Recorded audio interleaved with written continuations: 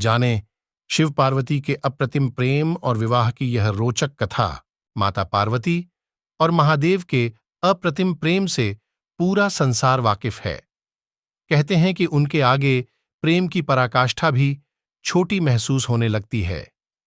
कई ऐसे पौराणिक किस्से भी सुनने को मिलते हैं जहां देवी देवताओं ने स्वयं भोलेनाथ के प्रेम को असीम और अनन्य बताया है। शायद यही वजह है कि महादेव ने मां पार्वती को अपने आधे अंग पर स्थान दिया और स्वयं अर्धनारीश्वर कहलाए। तो आइए आज बताते हैं मां पार्वती और महादेव के प्रेम और उनके विवाह की रोचक कथा।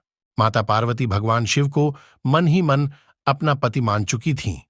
वह दृढ़ संकल्पित थीं कि विवाह करेंगी तो भोलेनाथ के साथ ही करेंगी। उधर देवता भी यही चाहते थे। देवताओं ने माता पार्वती के विवाह का प्रस्ताव कंदर्प से भगवान शिव के पास भेजा, जिसे भोलेनाथ ने ठुकरा दिया और उसे अपने तीसरे नेत्र से भस्म भी कर दिया। लेकिन माता इससे भी विचलित नहीं हुई और कठोर तपस्या शुरू कर दी।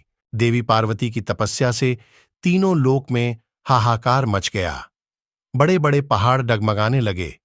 देवता भी मदद के लिए भगवान शिव के पास पहुंचे। भोले बाबा भी पार्वती के तप से प्रसन्न हुए और उन्हें दर्शन देकर कहा कि वह किसी राजकुमार से विवाह कर लें। उन्होंने कहा कि उनके साथ रहना आसान नहीं होगा, लेकिन माता पार्वती ने कहा कि वह उन्हें ही अपना पति मान चुकी हैं। अब उनके सिवा किसी और से विवाह नहीं करेंगी। पार्वती के इस असीम प्रेम को देखकर भोलेनाथ विवाह के लिए मान गए। पौराणिक कथा के अनुसार भगवान शिव जब माता पार्वती को ब्याहने पहुंचे तो उनके साथ संपूर्ण जगत के भूत प्रेत थे। इसके अलावा डाकिनियां, शाकिनियां और चुड़ैलें भी शिव जी की बारात में शामिल थीं। उन्होंने ने ही भोलेनाथ का भस्म से श्रृंगार किया, हड्डियों की माला पहनाई।